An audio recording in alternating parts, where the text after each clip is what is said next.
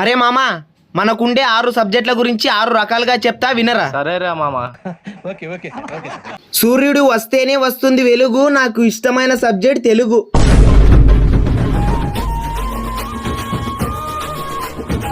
రాత్రిపూట కనిపిస్తాయి చుక్కలు, ఈ జన్మలో పాస్ గాను నేను లెక్కలు.